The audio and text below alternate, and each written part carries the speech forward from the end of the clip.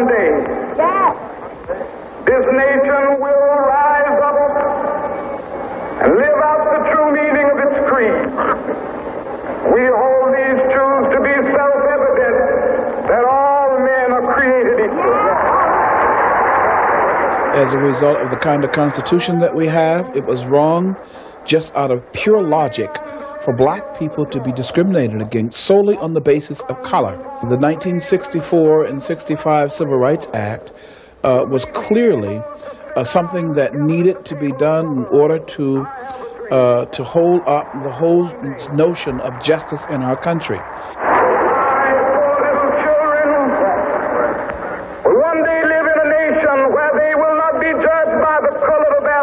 But by the content of their character. I have a dream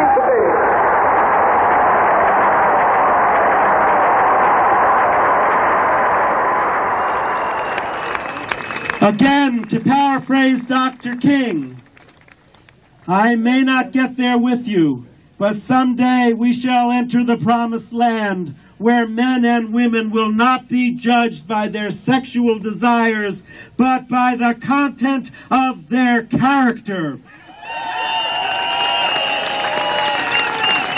Many failed to notice Mr. Kramer's substitution of the word sexual behavior for skin color as he misquoted the Reverend Dr. Martin Luther King Jr. on the steps of the U.S. Capitol. Thus began the 1993 March on Washington for lesbian, gay, bisexual, and transgender equal rights. The 1993 March on Washington for lesbian, gay, and bisexual equal rights and liberation comes 30 years after the 63 march that Dr. King immortalized with his I Have a Dream speech. And for us, this is a continuation of that civil rights struggle. Now homosexuals are using not only the language, but they are beginning to insist that the statutes, the laws, all of the advantages gained by civil rights leaders such as Martin Luther King be now applied to homosexuals.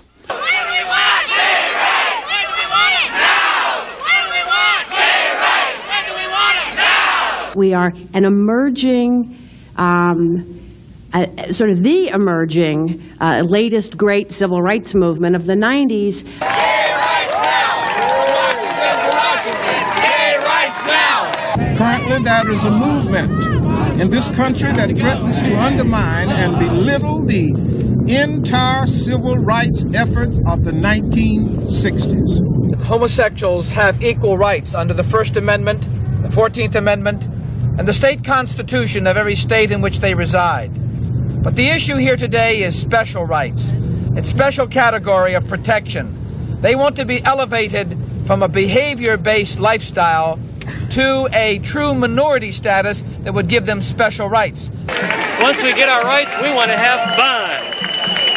It's an effort by homosexuals and lesbians to promote their lifestyle. They don't want equal treatment. They want to be able to push their ideas, to get the acceptance of their lifestyle, and then to get special benefits as a result of it. This Civil Rights Act amendment would completely neutralize the Civil Rights Act of 1964. What it will do is that it will say that anyone with any type of sexual preference, which would include everyone, would be protected under this law. So therefore, there would be no protection for minorities specifically. Our community is at the verge of the bursting point. People are dying and they're prepared to do anything. Very many people have nothing to lose. And if the government does not respond in a positive way, I predict that you're going to see massive disruption in this society.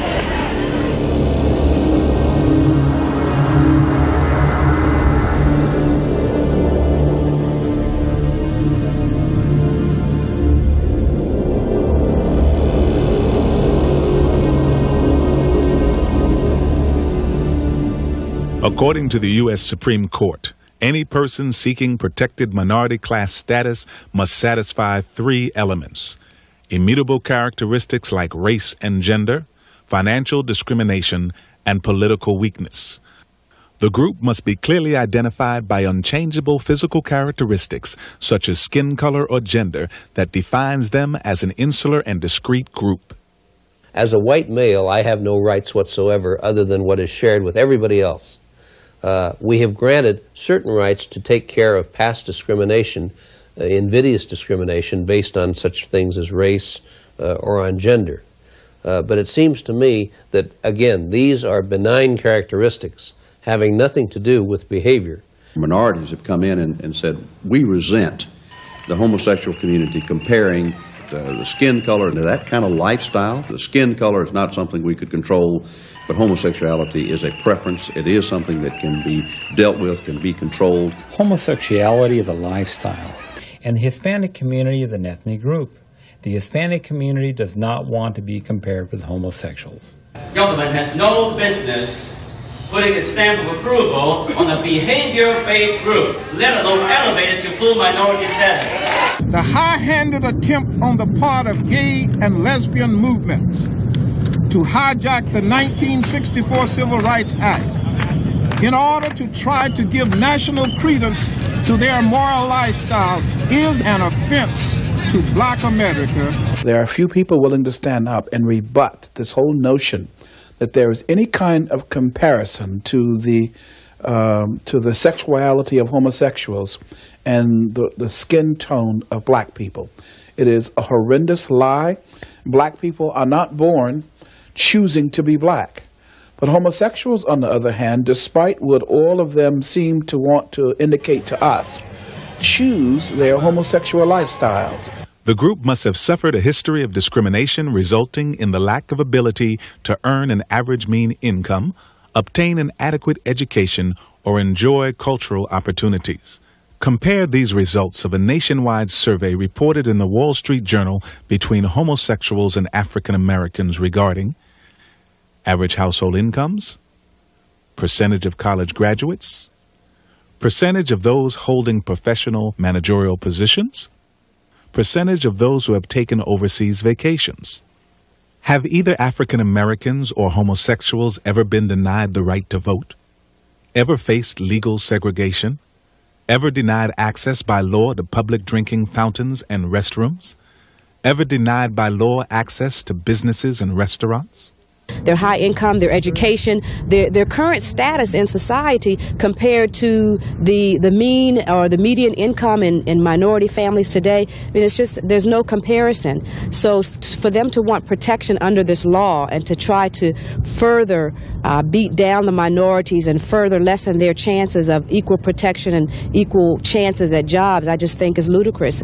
If you look across America, homosexuals are not in conclaves as homeless people under bridges and in food lines waiting for things.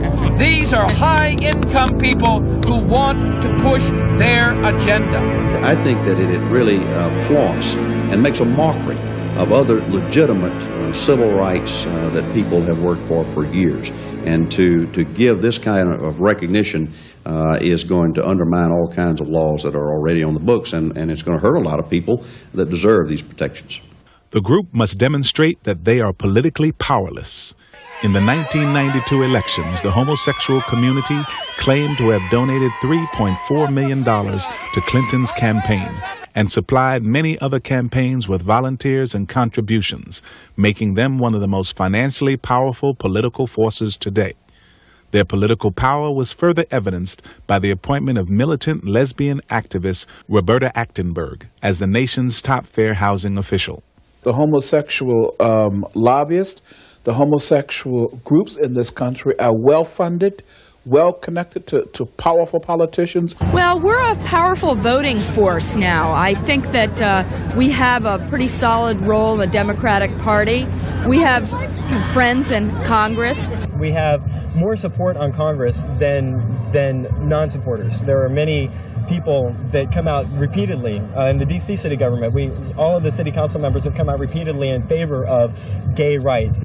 Homosexuality is defined as a behavior by the act of sex with members of the same sex.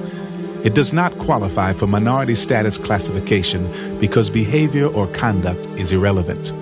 As recently as 1986, the U.S. Supreme Court Chief Justice Burger ruled in Bowers v. Hartwick that, in constitutional terms, there is no such thing as a fundamental right to commit homosexual sodomy. Elevated civil rights status should not be granted to homosexuals any more than it's granted to any other group in our society where there has been no real reason for granting that status, and particularly in an area where a large percentage of the population regards such conduct to be immoral. No one should have special rights or privileges or minority status because of their sexual behavior. We don't have it for people who are polygamous. We don't have it for people who have affairs on their wives or husbands. The idea that the Founding Fathers or our Constitution somehow enshrines within it civil rights or special human rights for interest groups or for behavior groups, homosexuals, whatever kind of behavior group you want to come up with. That's totally false, totally contrary to the understanding of the Fathers. Our intent is to see that everyone is treated fair and equal, and they are being treated equal under the law as a citizen of America. Right. But their behavior should not dictate special preference for them. This is a matter of good law versus bad law. And it is bad law to codify into public policy a special right and a special protection based on nothing other than what you do in the privacy of your own bedroom. 4 basic myths have been advanced by militant homosexual leaders over the years. These myths have become the foundation on which the gay political platform has been built. The already mentioned myth that homosexuality meets the qualifications of a minority, that 10% of the population is homosexual, that homosexuality is genetic, hormonal, or biological, and as a result, homosexuals cannot change and become heterosexual. The 10% figure taken from Alfred Kinsey's infamous sex study included prisoners, sex offenders, and child molesters as participants. Dr. Paul Gebhardt, a partner in the Kinsey study, has admitted that the 10% figure was incorrect. All recent national studies place the homosexual population at around 1%. Confronted with these facts, gay leaders are only now admitting that the inflated percentage was used for political purposes. The thing about the 1 in 10, I think people probably always did know that it was inflated, but it was a nice number that you could point to, that you could say 1 in 10, and it's a really good way to get people to visualize that we're here. There are people who believe that they are born homosexual. They have been taught that, and having been taught that, they accept that. And of course, if that's true, then there's no way that change could ever take place. But that's simply not true. Scientific studies have shown that genes are not the problem. Now, some people will say, well, they're born this way. There is no evidence, there is no conclusive evidence that homosexuality is predetermined. You're not born with it. It is something that you adapt yourself to. It's something that you choose. Well, I think one makes a choice to be gay. I'm not sure that there is enough research to prove whether or not a person is born with genetic proclivities toward being gay. As a person with a psychological background, I know for me it was a choice that I made around 30, and there were times when I was real ambivalent about it. It's a real hard choice to make because it's an unpopular one. It seems to me that the whole gay and lesbian movement was about choice. It was about choice to begin with. People get the right to choose who they love. Can someone who has had a homosexual struggle see a change in his life leading to complete heterosexuality? The answer is yes. What I do is something called reparative therapy. It's not only possible to diminish the behavior, but it's possible to diminish the intensity of the homosexual attraction and to increase heterosexual feelings. I know they can change. I was a practicing homosexual for 17 years, and I've been free of that for 13. I've been out of the gay life now for 8 years. God has healed me of my homosexual attractions. God has healed me of that need for a heavy emotional bond, overtly emotional bond with other men. God set me free 13 years ago when I accepted Jesus as Lord and Savior. So I know that the change is possible. I've worked in this kind of ministry, the ministry to homosexuals, for 8 years, and time and again I've seen people transformed by the power of Jesus Christ. It isn't an easy thing. It is a deeply rooted problem. Most of us did have those feelings very, very early on, and they're rooted in early hurts and rejections. I had mixed up feelings. I became gender confused. I wanted to become a woman to satisfy the inward needs that I had. And through the blood of Jesus and through the understanding of what God wanted in my life, for his love for me, he showed me my true self, and I truly now am a heterosexual man. Homosexuality is a sin. No more sinful, no less sinful than other sins. It is forgivable. God saves people who are involved in homosexuality. Don't get sucked into the gay agenda. Don't get sucked into the unquestioned assumption that now you have no other choice but to join the gay community. Nonsense. 300,000 attended the extravagant March on Washington. Organizers resorted to full-page advertisements in gay publications to lure as many sympathizers as possible to the nation's capital. Hundreds of thousands of gays, lesbians, bisexuals, sadomasochists, and transgenders were attracted by the promise of a wild 3-day sexually indulgent celebration. The purpose of the 1993 March on Washington, which was funded in part by the Presidential Inauguration Committee, was to publicize the wide-ranging platform homosexuals were demanding that Congress enact. There were 7 broad demands, encompassing 55 sub-demands for gays, lesbians, bisexuals, and transgenders. Demand number 1 repeals all sodomy laws and legalizes any and all forms of sexual expression. Age of consent laws would be changed to allow sex with youth, and dress code laws would be repealed, allowing all forms of dress or non-dress. We want an end to the sodomy laws in this country because they have nothing to do with life or living. I feel that they need to change the sodomy laws. This is what we're striving for, to change sodomy laws, to be able to show our sexuality in public. It's wrong that we have laws in America that criminalize sexual behavior, things like the age of consent law and sodomy repeal, and we're going to see that those laws will fall. Lowering the age limit may educate people and help people become more comfortable with themselves and allow them to grow. Demand number 2 diverts massive funds from the defense budget to cover AIDS patients' medical expenses. It calls for taxpayers to fund cosmetic sex change operations for transgenders and supply needles to IV drug addicts. Demand number 3 legalizes marriages between members of the same sex. Legal adoption, custody, and foster care would also be allowed within these new homosexual family structures. We have marriages just as other people have marriages, and we want to have the same kind of benefits from the federal government. Demand number 4 requires full inclusion of lesbians, gays, bisexuals, and transgenders in education, childcare, and school counseling programs. Demand number 5 requires that contraceptives and unrestricted abortion services be made available to all people, regardless of age. Demand number 6 provides taxpayer funding for artificial insemination of lesbians and bisexuals and forbids religious-based concerns about homosexuality from being expressed. Demand number 7 requires organizations such as the Boy Scouts of America to accept homosexual scoutmasters. When you talk about the strides that have been made in the gay and lesbian community, I mean, it's good news and bad news. I mean, what's ironic is that this terrible, awful disease, which has taken so many of our friends and lovers away from us, has been the same thing that has gelled us together as a community. And I think it's ironic because it's really because of this disease that we've all gathered much more political strength.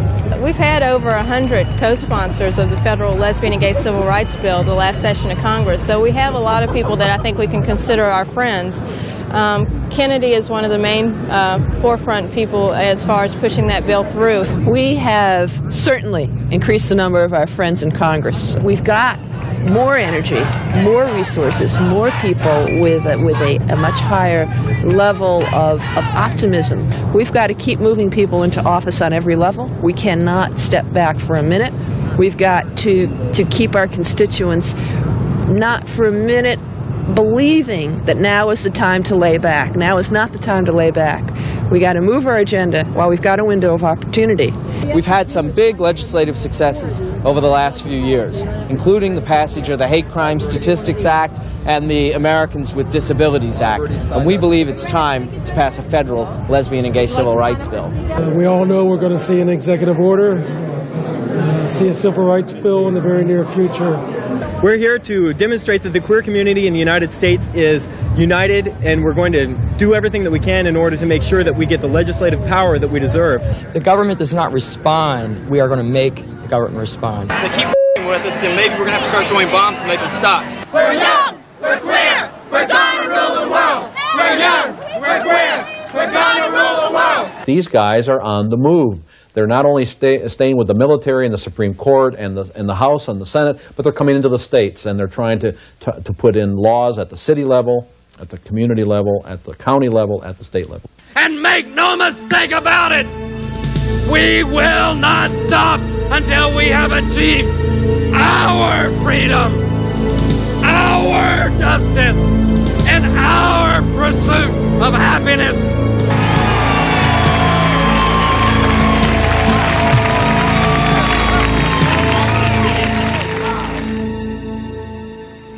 For the first time in American history, a gay and lesbian inaugural ball was held in honor of the president's election. Throughout the program, Bill Clinton, via videotape, thanked the gay community for its support and financial contribution. In return, the gay community cheered Bill Clinton as the president they put into office. I just want to thank the gay and lesbian community for your courage and your commitment. I have a vision, and you're a part of it. The election of Bill Clinton was the single most significant event in the struggle for lesbian and gay civil rights. We believe in the new administration, and we want to support it. We could not stay home and let this go on without us. It's our government now. It's our government now. What you see behind you is a plan for Mr. Clinton, because all of what you see here, Bill Clinton, through his executive offices, appointments, and administrative departments, can do himself without Congress. Although, of course, Congress has got to come up behind and also push. We have a whole other agenda for the 103rd Legislative Congress. Clinton is a friend of ours, and he's going to take care of all gay and lesbians' rights. And he's going to shake up the country. We're watching you, Bill. We're keeping our eyes on you. We're keeping our big queer eyes on you. And Al, too. And Al, too. We like Al. He's cuter. Many of those involved in churches, schools, and businesses are concerned about the ramifications should homosexuals be granted minority status. Well, if Congress should have the misfortune to include homosexuals within the 1964 Civil Rights Act as a specially protected class, I think it would have a very disastrous effect on our society. It would mean that people against their own religious principles would perhaps have to hire such people.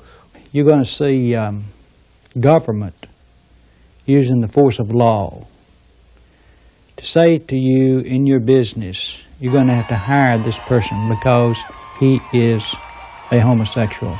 If you have, in some small town in Mississippi, a person that comes in as homosexual and says, I want a job, and for whatever reason you don't hire that person, you run the risk of being sued and put out of business. It is a mistake for lots of reasons, including the additional burden on small business men and women. Special privileges for homosexuals would allow one more reason to file a lawsuit, one more way that a small business could find itself blackmailed politically or economically. The lengths to which they will go and the legal problems this would cause if we dared to put it into the Civil Rights Act are unimaginable at this point. Gay activists have wasted no time in pushing their agenda into schools across America. Under the guise of AIDS education and multiculturalism, homosexuals are promoting their lifestyle to children beginning in preschool and kindergarten. Books such as Heather Has Two Mommies and Daddy's Roommate are currently being used in many private and public schools and libraries without the knowledge of parents. In addition, the Playbook for Kids About Sex is being made available to elementary school children and gives specific instructions on various methods of masturbation. Michael Swift writes in Gay Community News, "We shall sodomize your sons, emblems of your feeble masculinity. We shall seduce them in your schools, in your dormitories, in your gymnasiums, in your locker rooms, in your sports arenas, in your seminaries, in your youth groups." Project 10, named after the myth that 1 person in 10 is homosexual, was spawned in 1984 in Los Angeles, California. Its goal, according to its lesbian founder, schoolteacher Virginia Uribe, was to persuade school children, beginning in kindergarten, to accept homosexual behavior as normal and desirable.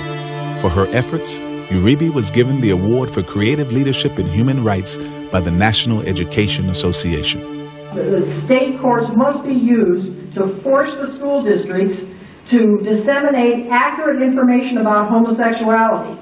I mean, they need to hear this. Kids need to hear this. They need to hear the latest scientific information on the subject of homosexuality, and that's something that all kids need to hear, not just gay and lesbian kids.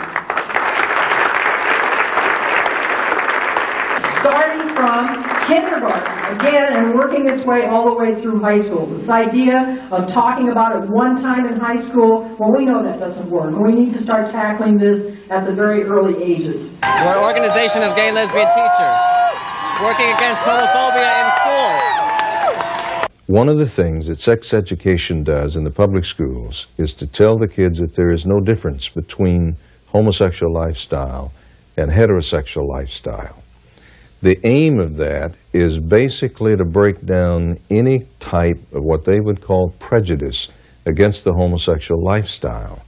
So basically what Americans have to understand is that the agenda of the homosexuals is aimed at the children. The young boys are so vulnerable to this because there's a period of time in their life, you know, when they like boys. I mean, they don't like girls. They want to stay with boys. And if you bring in the homosexual agenda into that educational type of system, the homosexuals are going to just say, well, of course you don't like girls. Well, you're one of us. And it is a serious, serious matter. I mean, people don't realize that we're going to lose thousands and thousands and thousands of good heterosexuals to the homosexual revolution. As a school board member, I'm extremely concerned that the homosexual activists across the United States are trying to use public schools and tax dollars to promote their agenda. What they are asking school boards across America to do is bypass the parents. I think the problem that I have with special rights legislation based on sexual preference is it takes the authority and the instruction of parents and undermines it systematically. I think that it shouldn't be the role of government to teach a child something else in school that is radically different than what they're learning at home. I'm very much behind the parents who do not think this is an appropriate kind of teaching for their children. This is not the kind of lesson we want to teach children in schools, particularly, I say this as former Secretary of Education, when our children are last in the industrialized world in math and science. The last thing we should be doing is fooling around with this kind of thing. They should be learning the basic skills. But on that part of the school's function, where it's to teach values, it must teach the values that parents want to be taught, not somebody's idea of what children should learn in order to be enlightened. We project the voice of freedom forward beyond ourselves to the youth of today and to the generations of tomorrow. We're here, we're gay, we're in the PTA. We're here, we're gay, we're in the PTA. This is war. As far as I'm concerned, there's no room for conscientious objectors. We have got to be involved in this war. Americans have to understand that this has been carefully orchestrated, it has been carefully carried out, and we are now in the stages of a lot of their agenda being brought to pass. And if the American people don't educate themselves and speak up against this issue, our children are going to be the losers. Do you understand, America, that 12% of the little boys and girls growing up today are going to be lesbians and gays, and they are not going to be called faggot and dyke and queer and sissy? We are going to save our children! The impact on the churches is going to be devastating. If a Sunday school teacher, youth director, or choir member declared they were homosexual and the church asked them to resign, the church then would have a major lawsuit on its hands. The churches who refuse to perform homosexual marriages will lose their tax exemption because they have not complied with what the court has declared to be public policy. It redefines a family. No longer do we have a family consisting of mother and father, children. What you're going to have now is a family consisting of anybody who wants to shack up for a while for whatever reason. I think our definitions of marriages, of relationships, of families really need to be expanded. We need to acknowledge in a legal and social way the reality of the range of different relationships people have in our society. Men having relationships with men, women with women, men with women, triads, group marriages. I mean, I imagine if somebody, if everybody was all okay about it, 3 people would be all right. Love's what makes a family. There were some threesomes married today. Do you think that's right? Well, who's to say what's right and what's not right?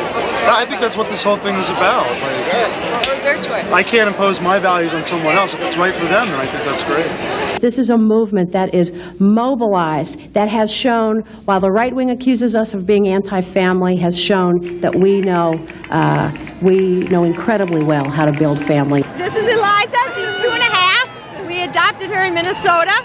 And this is Lydia, who's 1, and we adopted her in China this fall. Is this a family? This is a family. This is the 4 of us. In fact, in the inaugural parade, we had a redefinition. President Clinton included a float, Families of America, I think it was. And 2 of the people were 2 lesbians. And the whole intent was to redefine family. Obviously, homosexuality strikes at the very root of the family, is ripping apart the very definition of family, destructive to family as we know it. Yeah, you bet your life. It's a total rejection of the basic building block of society.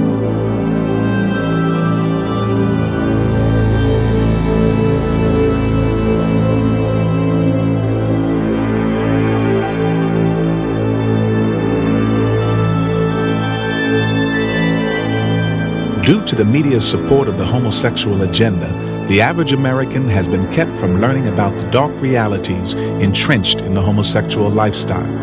While not all homosexuals are involved in these excesses, freedom to practice all extremes without restraints are firmly incorporated into the gay political platform. To most people, when they think about homosexuals, as pictured in most of the media, it's 2 guys, 2 young guys, 2 middle-aged guys, who simply have very deep affection for each other. They want to be partners through life, help each other financially, and so on. The national media does not tell us anything about the abhorrent lifestyle of these people. Homosexuality tends to be very compulsive, whether it's at an emotional level, or emotional and sexual, or just plain sexual level. It's very compulsive, very controlling. So, like I said, it could range anywhere from mutual masturbation all the way up to defecating on one another. The ingestion of feces, that he engages in such things as anal intercourse, that he engages in such things that's known as fisting, in which one partner takes his fist and it's inserted in the anus of the other person. The ingestion of urine, urinating on one another, it's called golden showers. They do rimming, where they lick one another's rectums. These are things that people really don't realize are going on, and it's all part of the behavior disorder that goes along with homosexuality. When I first moved to the city, I was very naive about this, but after a couple of years, after I'd seen these things happen in bathhouses and stuff, it just gave me the creeps. After a while, I knew this was abnormal. 23-year-old men with colostomy bags. Everybody in San Francisco that I knew was getting into this S&M. It was like a spiral funnel. I mean, everybody was gravitating towards this intense sex. We call it playing on the edge. And so a lot of people that doesn't appeal to, but that could be a cutting for scarification. It can be breath control, where you actually, you have a person's life in your hands. Heavy whipping scenes leave permanent scars. So, and that is a very normal, extreme end of SM. We use rope, we use chains, we use whips, just like the people sort of make jokes about, but we use them in ways that bring people closer together rather than move people further apart. I am into heavy play with whips, props. I like electricity. Anything that you can find in a hardware store, we know how to play with real well. These men that have anonymous so-called sex with hundreds and hundreds of different partners, spreading disease from one to the other, traveling across the country. We have not just a moral breakdown, but we've got a very decided health hazard. I've had so many sexual partners that they're without number.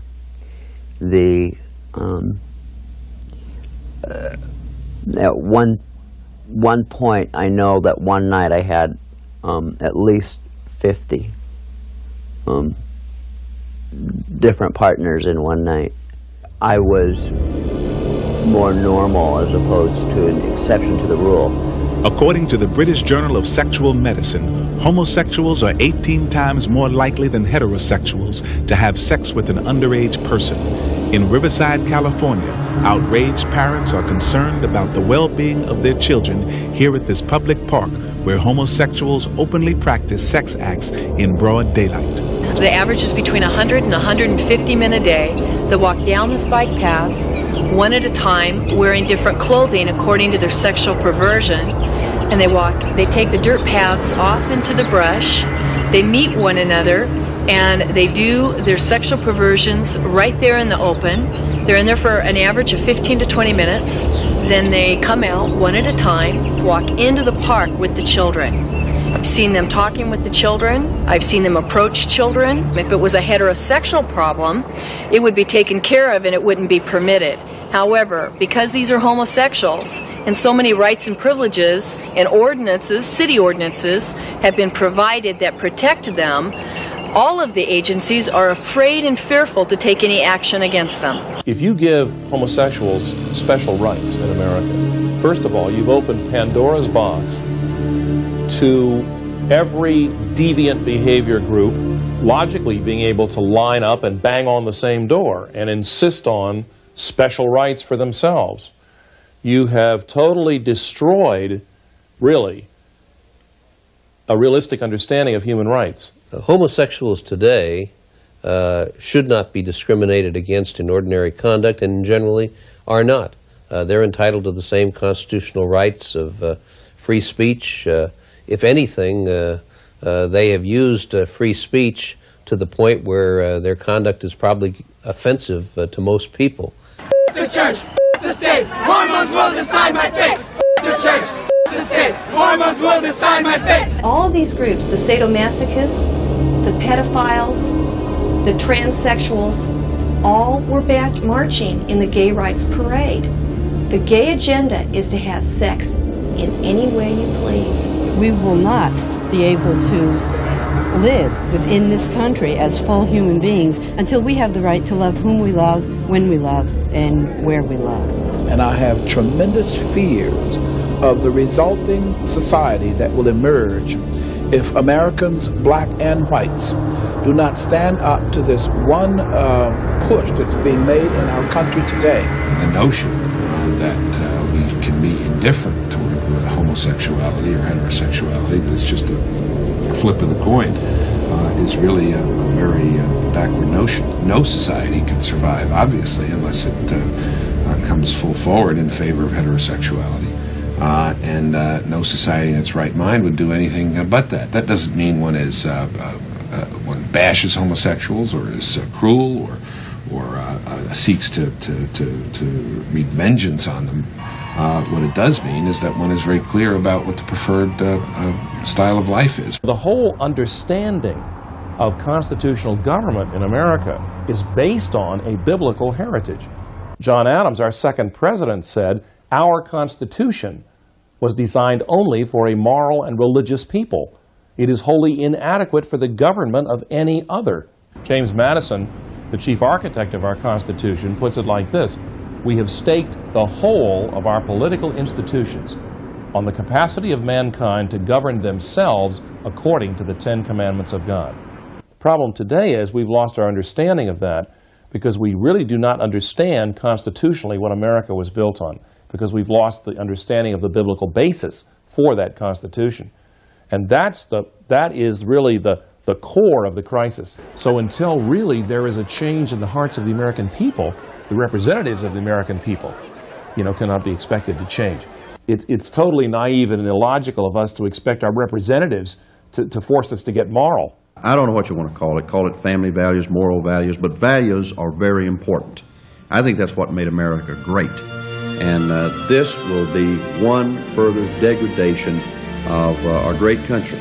And we cannot allow it to happen. It's important that people in America rise up and express their indignation and make it clear they're not going to tolerate it. Because what is at stake is the future of our boys and girls, but also what is at stake is the future of America.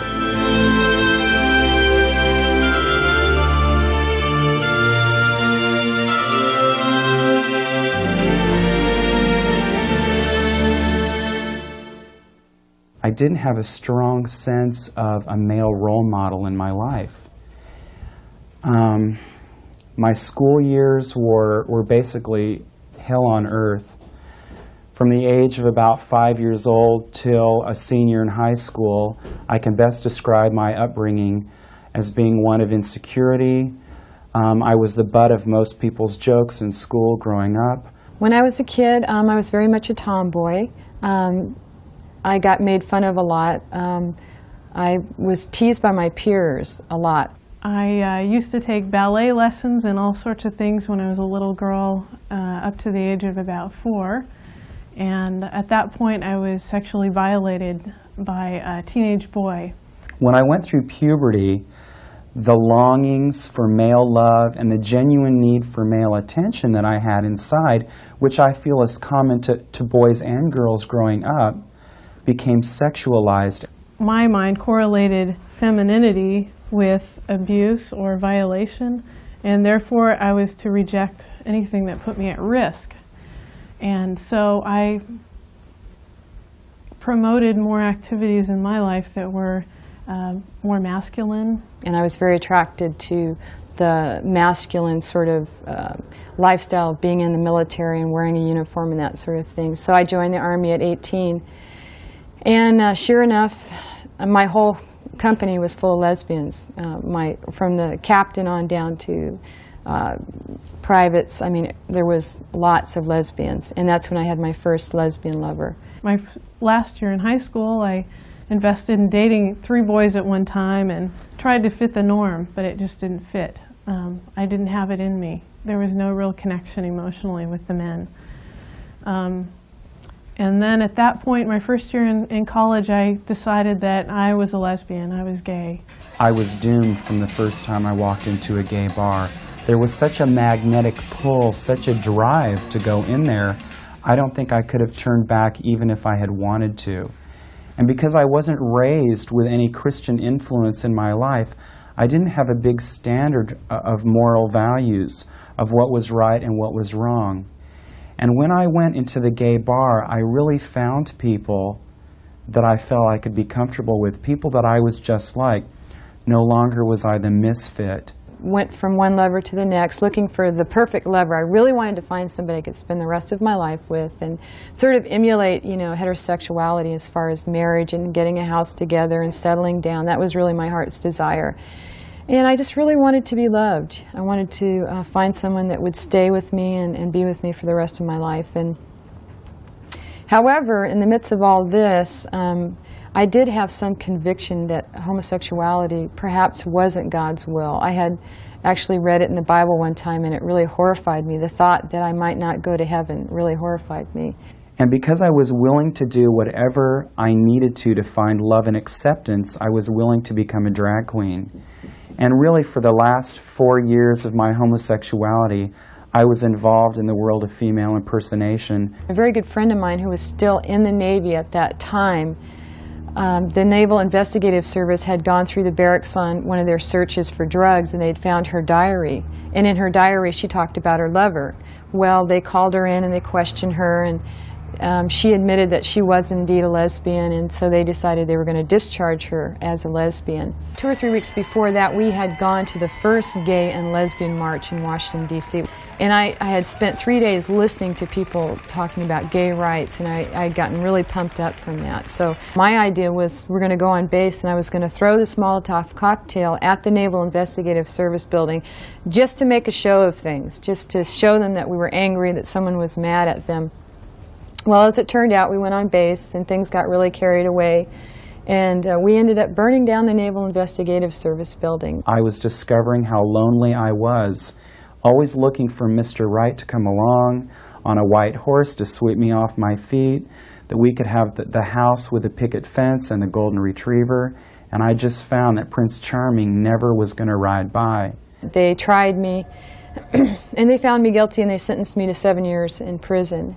And during the whole proceedings, the court proceedings and everything, in my heart I felt maybe this is a blessing in disguise, because I knew my life was fairly well out of control. I said, what I really, really need, God, whoever you are, is to be loved unconditionally. I have this big, huge hole in my life, and I need that filled. I had a Bible, and I was looking at it, and I opened it up one day, and it was like the words came alive to me. It was like a veil was torn from my eyes, and I totally understood that this was indeed the Word of God, and that it was true. And if it was true that being a lesbian was wrong, it was sinful, and I wasn't going to go to heaven, I was going to go to hell. So I got down beside my bed there in prison. I gave my heart and life to Jesus Christ. And up to this point in the gay community that I was involved in, it was completely unheard of that homosexuality was something that could be changed, because we all had been completely convinced it was something we were born with. It's not that any of us researched that on our own. We just bought the line that we were being told in the media, that you were born that way, and that was just fine with us, because if I had thought that I wasn't born that way, then maybe I would be responsible to do something about it. I thought I was born gay because it had always been like that for me. It always felt different. And so when somebody tells you, that's a sin, you've got to stop it, it's hard for you to understand that without the Spirit of God enlightening you to it, because you just know that all your life you've been this way. I realized that Jesus was someone whom I could trust, whom I could give my life to. And basically what I was concerned about is that when I died, I would go to heaven. That night I gave my life to the Lord and just gave up all my dreams and desires about homosexuality. I was willing to do whatever it took to overcome that. I had never met anybody anywhere out of the hundreds of people I knew that had ever walked away from homosexuality. But I decided that I could trust God a lot more than I could trust what the media was telling me, what my gay psychologist was telling me, and God's truth was burned deep within my heart. So the Lord began to show me the root causes to the lesbian lifestyle for me, and that was about 7 years ago, and I've been in a process during that time of tackling those things, so to speak. Okay, Lord, I see that. I see that I felt this rejection, and letting the Lord into that area of my life, and He's brought the healing. So now I totally identify as a heterosexual. The lesbian identity really, about 2 years ago, really left me. I still have struggles, I still have temptations, but they're far less. Each year they get less and less. And I'm looking forward to perhaps getting married if that's in God's plan for me.